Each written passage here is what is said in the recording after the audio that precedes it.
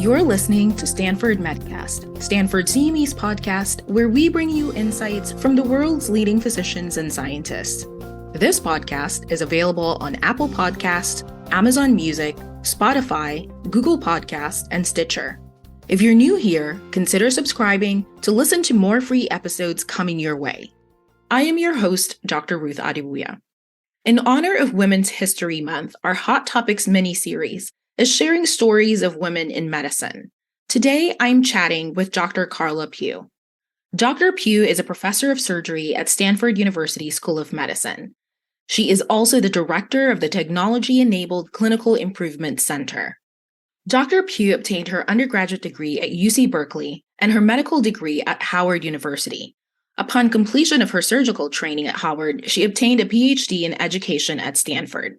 Her research involves the use of simulation and advanced engineering technologies to develop new approaches for assessing and defining competency in clinical procedural skills. Her work has received numerous awards from medical and engineering organizations. In 2011, Dr. Pugh received the Presidential Early Career Award for Scientists and Engineers from President Barack Obama at the White House. She is considered to be a lead international expert on the use of sensors and motion tracking technology for performance measurement. Thank you so much for chatting with me, Dr. Pugh. Thanks for having me. I thought a great place to start is to talk about your story and your journey. When did you first consider pursuing medicine and what sparked that interest? Oh my goodness. I was one of those doctors who decided at age 5 that I wanted to be a physician, like many do, but I stuck with it. And what really sparked that interest was storytelling, which is a tradition in my family. And both my mom and dad were born in the South, and they have similar family stories in that they had a great aunt who was a midwife. So both my parents were born at home with the assistance of a family member, and that was just the norm where they lived. And hearing stories on both sides of the family that there was a family member that delivered them at home, but also delivered the babies for the farm animals, cows and pigs and things like that. For me, my interpretation of that was one, that they were super women and what they did was really cool. And I just assumed that they were doctors. And I'm like, that is exactly what I want to be when I grow up. That's incredible. It sounds like such a well-rounded view of medicine, both taking care of people and animals. It's a midwife, veterinarian, do-all, be-all kind of thing. And yeah, that sounds really cool. It's interesting. My mom tells a story about one of her friends buying me a toy stethoscope and her delivering multiple apologies to people in the grocery store because I would be listening to their ankles and any body part. And I was run amok with the stethoscope at age 5 in the grocery store, thinking that I was definitely going to cure somebody or make a diagnosis. And then by 9th grade, I decided I wanted to be a craniofacial reconstructive surgeon. That's very specific at 9th grade. Very specific. How did that come about? I was taking a advanced science class. It was a small group class, and the instructor took the week and showed us a documentary of a famous plastic surgeon named Paul Tessier.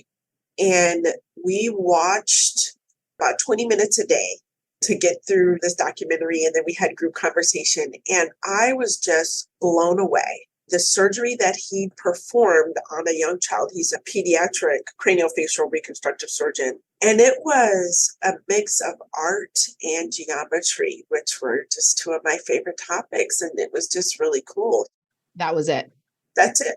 Going to be a craniofacial reconstructive surgeon. And so from 9th grade, fast forward to going into medical school, you never wavered from surgery, or were there moments in time where you're like, maybe surgery is not for me? Never wavered away from surgery. I was sold since 9th grade, and I'm still sold, and I still love what I do. It's just absolutely amazing and even more exciting than I even knew as a 9th grader when I was sitting there watching the videos, dreaming of the possibilities, and I'm now living that dream. I love what I do. I obviously am not a craniofacial reconstructive surgeon because by the time I got to my surgery residency, I realized that I had an unusual passion for human anatomy. And so when I did my rotation on thoracic surgery, I fell in love with the esophagus and the relationship between the aorta and the lungs. And I just thought, oh my goodness, I'm going to be a thoracic surgeon. And then 2 months later, I was on urology and we were still doing more open surgeries than minimally invasive, but I fell in love with the kidney and the retroperitoneum. And I'm like, oh my goodness, I'm going to be a urologist. And those were still in the days where many of the specialists still did 5 years of general surgery before you then went on to your specialty. But what I realized in my parting of ways with my dream of being a craniofacial reconstructive surgeon is that was super specialization. You did general surgery, you did plastics, and then you did a fellowship in craniofacial surgery, that there would be a rare occasion that I would ever enter the abdomen again in my life. And I said, I can't do it. Oh, gosh. I would miss the intestines. I would miss the liver and all the intra-abdominal organs. So it was really a hard realization, but I survived. You survived. Clearly, this is the path you were meant to be on with incredible work that you've been doing. And in preparation for this interview, just looking through some of the research that you're doing in education, we'll talk more about it later. But from the outside looking in, it seems like this is where you were meant to end up. I think that part of your story has to do with the fact that you are a rarity in surgery as an African-American woman. And so I feel like it would be remiss of me if I didn't talk to you about it and get your thoughts around how you navigated your career and your journey. And I wanted to bring up some data that I saw where in 2019, the AAMC showed that only 3.6% of full-time faculty in 2018 were Black or African-American. And then actually an article that you co-wrote also highlighted the fact that only 0.79% of Black or African-American women surgeons in U.S. medical school surgical faculty and only 0.54 being tenured faculty. And I'm curious to hear from you, with that being your environment, how did you stay true to your course? And part of that is mentorship. How did you find mentors to support you through pursuing this dream, pursuing this passion, but also in a field that's male dominated and also being a minority in that field? I love that question. And I just have to pause with respect to that paper. That was a collaborative paper with the Society of Black Academic Surgeons. And we didn't know the statistics prior to taking a deep dive. And when we did, we were shocked. Yeah. Just to sit in that space and realize that you're one of 10 in the entire US. It was not a celebration. It was pure shock. And then this immense sense of responsibility to help change that statistic, because it shouldn't be. So when you think about the mentorship, putting myself in the path of mentorship and it really being a natural human thing, you look for people who believe in you and people who support you. Yeah. And so obviously it starts with your family. My goodness, my mom, I watched her start her own company. She started a key punch operating service of all women. And I thought that was normal, that women could just do things. And she told me that it was normal. So I believed it. And I'm like, okay, great. Just as a kid, piecing these things together. So it starts at home with the family telling you that you can do anything and then showing you that it's possible. And then I went to UC Berkeley for pre-med and undergrad, and it was tough. It was just extremely competitive. But what was a very clear tipping point for me in understanding the difference between mentorship, sponsorship, and full support in your dreams and the plans in your life, I kid you not, I had an epiphany during one of my interviews for medical school. And you think about a life experience that, you know, you're supposed to be, you're in your best game, you're nervous, and you have your best representative there in the room. I had an interview at Howard University, and the first person I met was Dr. Samuel Rosser, who was the first African-American to become board certified in pediatric surgery. I knew none of this when I first met him during the interview. All I knew is that I was nervous and I wanted to get into medical school. And he looked at my CV and he said to me, I know where you've come from. And I can see on your CV what you have been fighting for, and I can support your dream. Wow. I never had anybody in my academic pursuits ever tell me that. Wow. And so it's one of those chilling moments where this is where you're supposed to be. I went through all my other interviews, but I was going to be mentored by Dr. Samuel Rosser. It did not matter what all those other schools said. Location, I had never lived in DC before. I wanted to stay in California. I interviewed a number of different places. But to have someone acknowledge your path, right? Your life lived in your journey, respect that and say that they're going to partner with you to get you to where you want to go. That's life-changing. Real mentor number one. Mentor sponsor all put together. Yeah. And there were more of those inspiring people at Howard. And I ended up going to medical school there. It was new for me. I was born and raised in California. I grew up in a melting pot. And we didn't talk about race in my house when I was a kid. My mom's, that's a whole nother story. And I could just keep talking and telling you. No, keep talking. My mom's best friend, and they were best friends before I was born. So just picture this scene. I'm in junior high school, sitting on the couch in our living room. We've got a big, big window that faces our street. And one of my friends from school goes walking by, and I'm like, what? And he's like waving, and they're like, oh, what's he doing here? So I go out to say hi.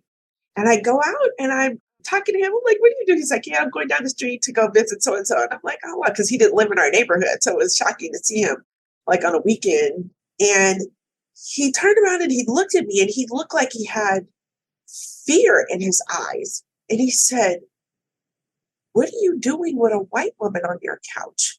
And I looked at him because he was saying this like it was so serious. And I'm like, what is he talking about? Because I had my back to the window and I'm facing him and he's facing the window. So I turned around and I stood. I'm like, what are you talking about? And I'm standing next to him. And he said, her. And I literally said, that's not a white woman. That's Kathy. Oh my goodness. Well, it was time for a conversation with my mom and Kathy. I was like, why are y'all going to tell me Kathy was white? I'm totally serious. Like, I didn't know anything about race, obviously, until there were spurts of things that made it clear as I grew up from junior high through UC Berkeley that it was a real thing. Yeah. A real thing. Unconscious bias, the whole 9 yards. And I had been experiencing it, but I didn't understand it. That was going to be my next question. I'm wondering how growing up that way, not that it wasn't talked about, but it sounds like when you brought it up, then you engage in a conversation with your family and all of that. How did that play into your career? How did your upbringing impact how you showed up in these spaces? You hit the nail on the head.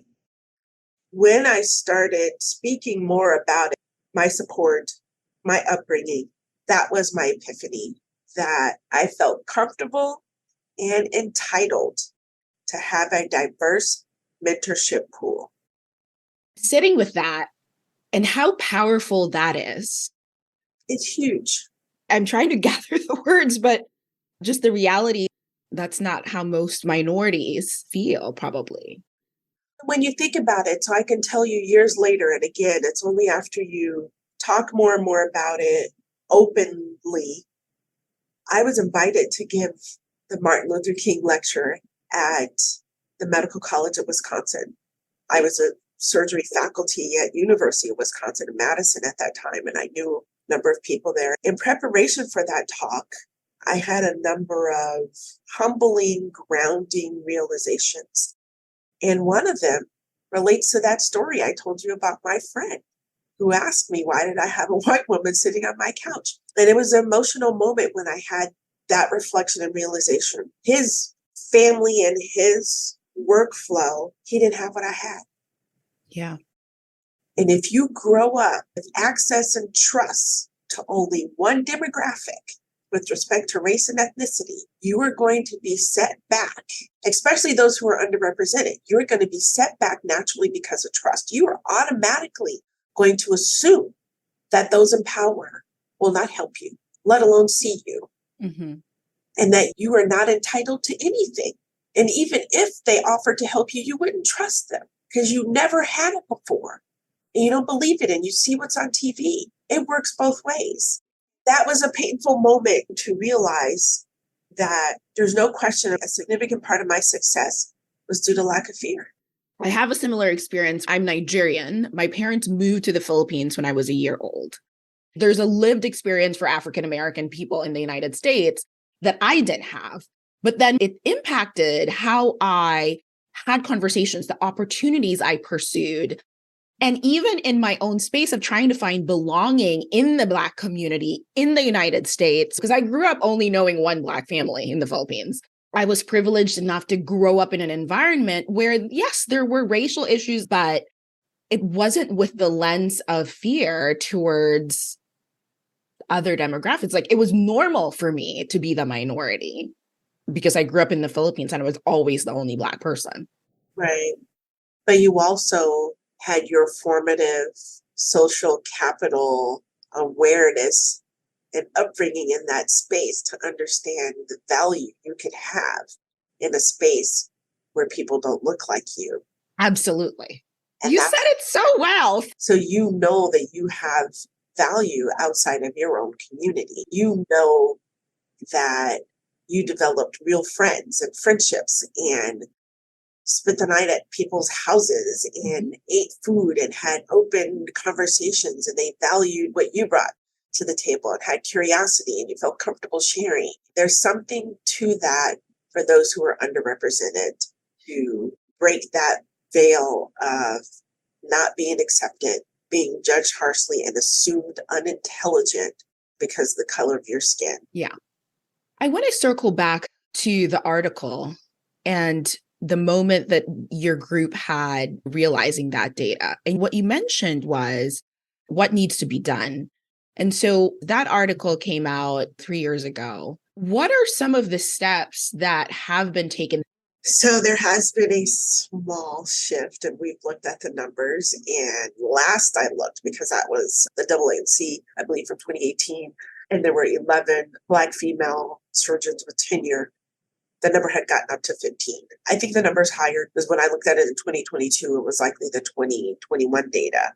Okay. So now there's real 2022 data, and I know that there are more. And there's difference between tenure, and that's another, you have to look at those who have reached the level of professor, because some schools don't offer tenure anymore, but the numbers are still below 20.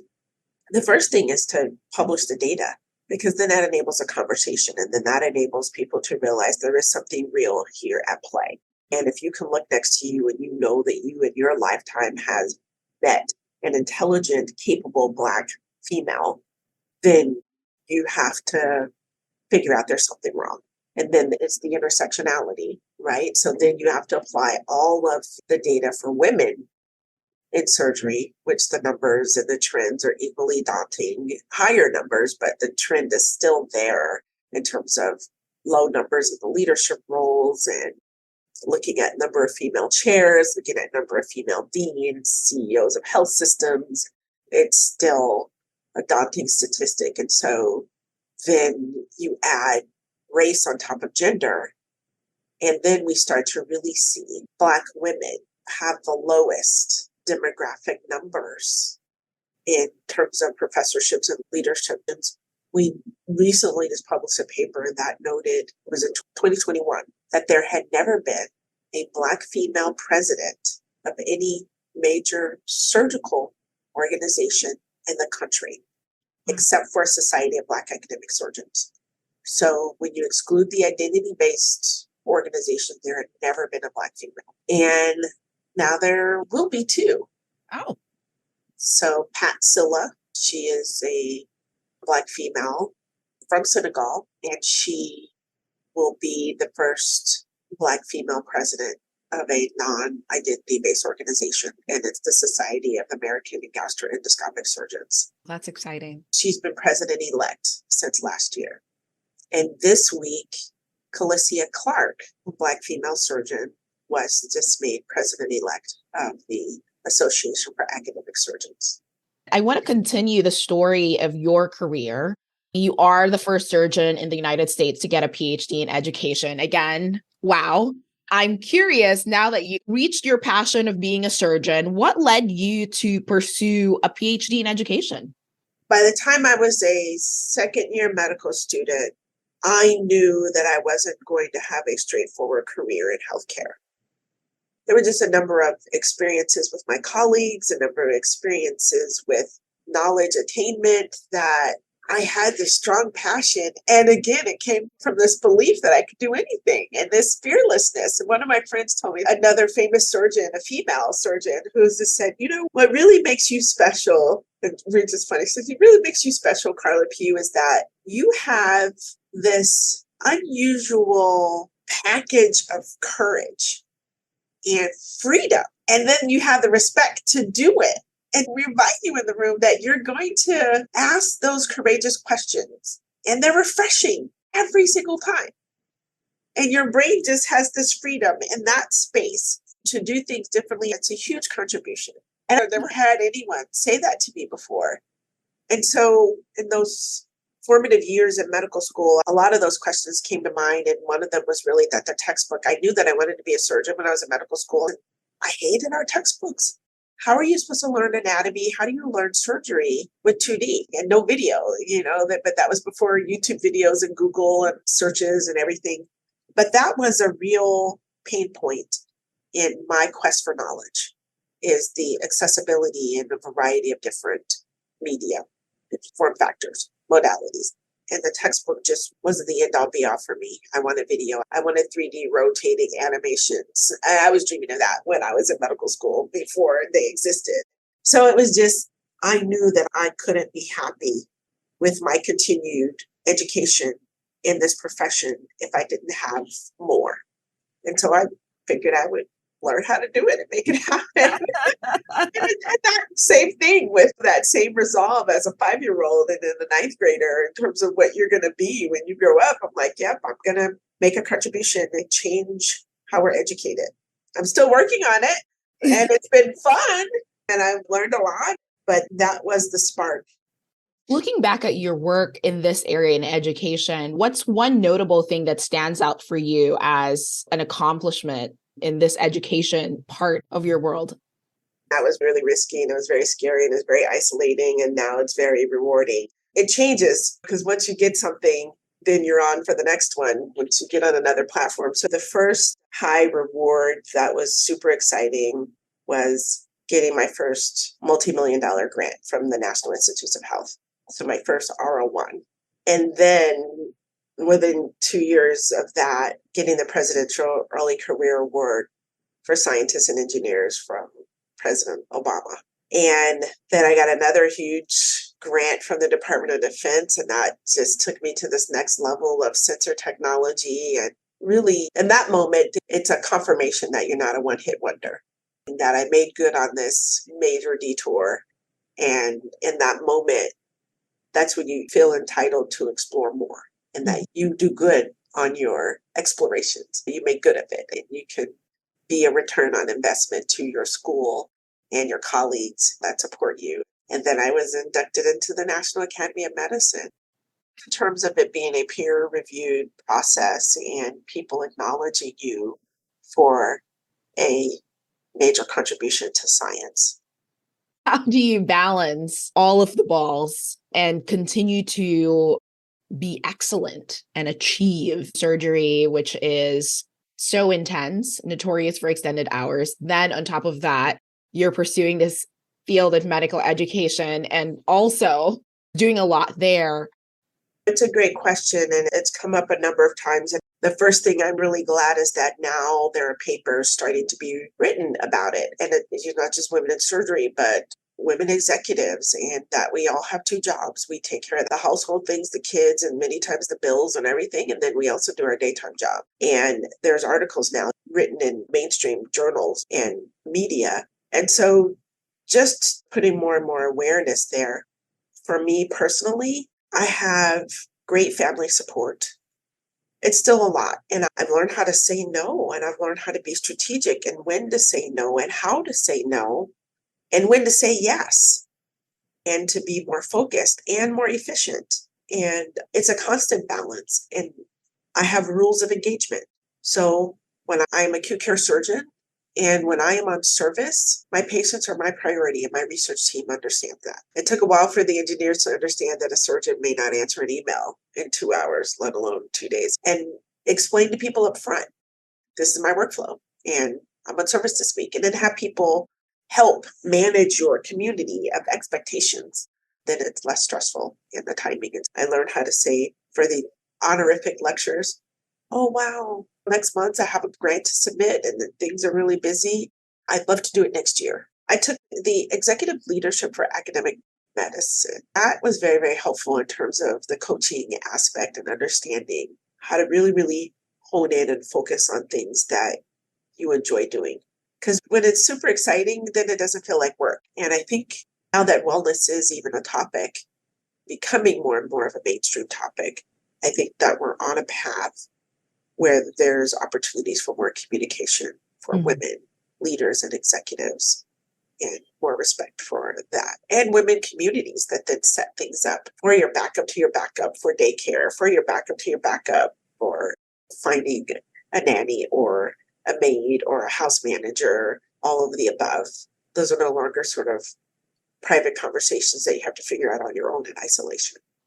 What I'm hearing from you is that it boils down to this community that you set around yourself, whether it's family, whether it's professional, whether it's around professional development for yourself. It's building this network of support around yourself to be able to navigate all of that. I just wanted to touch on one thing that you said about being able to say no. I'm wondering if, especially for minorities, where there's a level of, because you're being offered this opportunity and you're like, oh my gosh, I don't know if they're ever going to offer it to me. And you put your professional value within all of the things that are coming to you, that sometimes it's hard to say no. So you have to know what your own worth is, your own self-worth, to be able to then say, it's okay if I say no. It doesn't mean that I'm less than. But I think you almost have to get there in your mind first, right? You have to get there in your mind, and you can't put that extra pressure on yourself. And there will be other opportunities, always. What is your advice for upcoming clinicians, early career, or even student doctors who are minorities in their field? Maybe it's the young girl who's dreaming of being a craniofacial plastic surgery at 5 years old. I think I have to go back to that first major point. A diverse mentorship pool is required. We live in a diverse society, and if you are not comfortable with certain demographics and building that into your community, you have to figure it out. It goes both ways. And so you have got to step out on faith and get a diverse mentorship pool. Thank you so much for having this conversation and sharing a little bit of insight into your story and your journey. Oh, thanks for having me. This was great. Thanks for tuning in. This episode was brought to you by Stanford CME. To claim CME for listening to this episode, click on the Claim CME link below or visit medcast.stanford.edu. Check back for new episodes by subscribing to Stanford Medcast wherever you listen to podcasts.